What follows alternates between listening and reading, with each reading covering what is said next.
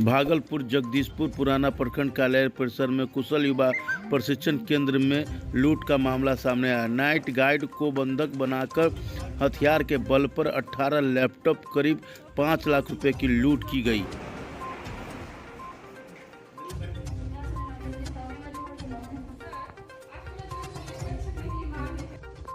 क्या घटना हुआ है? हथियार के बल पे 18 लैपटॉप पहले आया तो क्या बोला आपको? बोला हल्ला नहीं करेगा नहीं तब फिर तुमको जान से मारेंगे। कैसे पता घुसा कैसे आपको पता चला? इधर से घुसा। आपको किस रूम में सोए हुए थे? वो गेट के पास सोए। तो वहाँ से घुसा, उसके बाद क्या बोला आपको? जान से मारेंगे। जैसे पीटीएम खोले बस इधर से आ गया मेरे पास और पकड़ लिया। पकड़ के सामान छुटाया। पहचाने ना किसी को? नहीं, मुँह में बांधा। क्या आदमी था? 5 आदमी था। 5 आदमी थे। किस बार भागा लेकर के? इधर से ही निकला।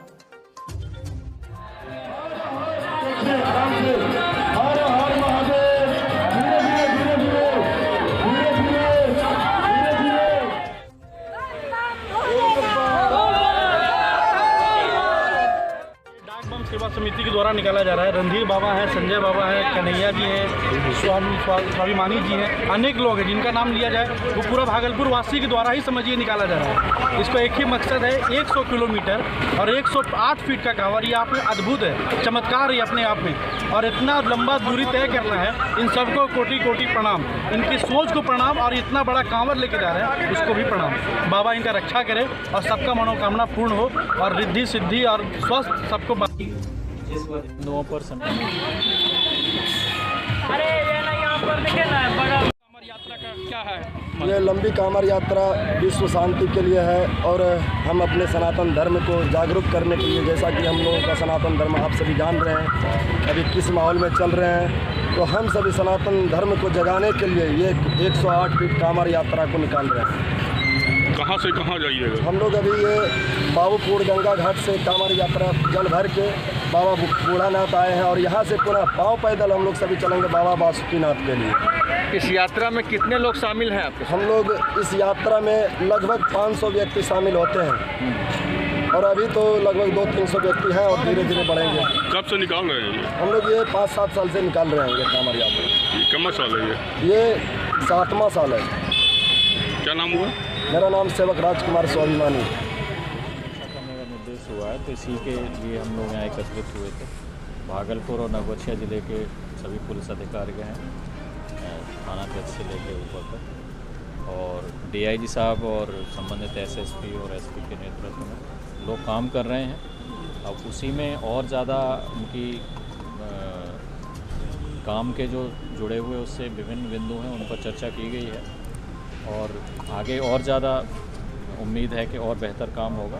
जो टास्क दिया गया था सब क्या वो फुलफिल हो गया? कुछ अहम निर्देश भी दिया गया?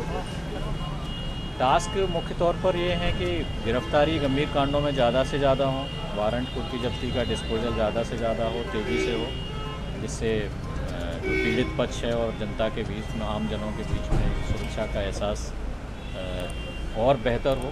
तो इसी पर प्रयास किया जा रहा है, लोग काम कर रहे हैं और कुछ लिमिटेशंस भी रहती हैं संसाधनों की, काम का बोझ ज़्यादा रहता है, वो सारी चीज़ें हैं, लेकिन सुधार का प्रयास किया जा रहा है। ऐसा हमारे अधिकारी सब कमर कसे हुए हैं, तो उम्मीद है सुधार होगा। सर, कमजोर वर्ग के मामलों में गया है तो जांच जो गुणवत्ता उसका आधार क्या है? क्या लगता है? जांच क्या, माफ़ कीजिएगा? जांच जो गुणवत्तापूर्ण जांच है उसका आधार क्या है? क्या लगता है इन दिनों जो है तो मामला? देखिए, ये सतत चलने वाली प्रक्रिया है।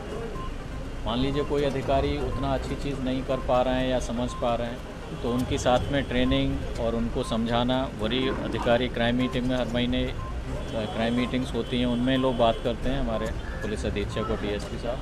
तो ये सतत चलने वाली प्रक्रिया है और नीयत सही है, इंटेंशन सही है, लोग मेहनत कर रहे हैं तो सुधार होता रहेगा और बेहतर से बेहतर करेगी।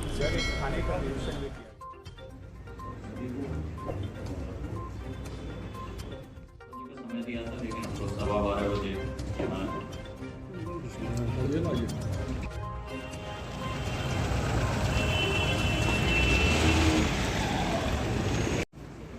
पहुंचा दें। जो शराब हम भैरों पर चढ़ाएंगे उसका पैसा किसी के रोजगार पे लगा देंगे। जो सरसों का तेल हम सनी पर चढ़ाएंगे उसका पैसा किसी कमजोर और बेरोजगार लड़के को दे देंगे।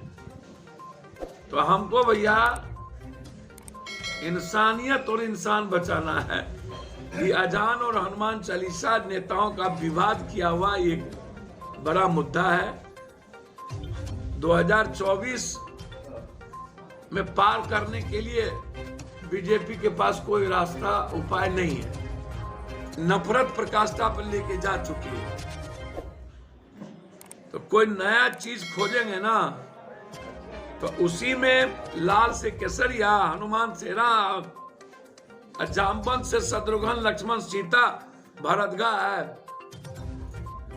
और राम का जो विनम्र चेहरा था उसको गायब करके जब आप एग्रेशन वाला चेहरा आप दे रहे हो तो नफरत कैसे सोसाइटी में फैलाया जाए, यह एजेंडा तय होती है। और अगले साल रामनवमी में खून खराबा कराएंगे, ये याद रखिए। मैं अभी बता रहा हूँ, ये बात भी मैंने पहले 10 दिन पहले कहा। जहांगीरपुरी में इस बार भी हो चुका है। नहीं भैया, वहां तो 2000 झंडा एजेंडा श्रीनाथ, इस देश के बाहर कोई मामला देखते हैं?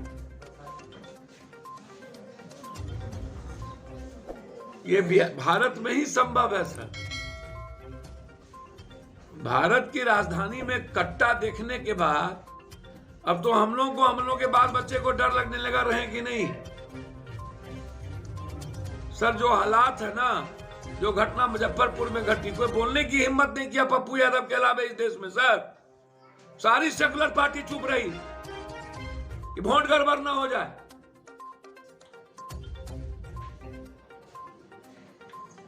सर हम सोसाइटी को डरने नहीं देंगे, चाहे कोई मजहब धर्म हो, चाहे कोई जाति हो। जहां डर होगा वहां पप्पू यादव होगा। इसीलिए ये मुद्दा पैदा किया हुआ बीजेपी आरएसएस नेता की है और ये लोग समाज के लिए और भारत के लिए खतरा बन चुका है। इन खतरों से सावधान रहनी होगी और ऐसे लोगों को, ऐसी व्यवस्था को, संस्थाओं को मिटाना होगा जो भारत के टुकड़े टुकड़े करें। 2024 का चुनाव सर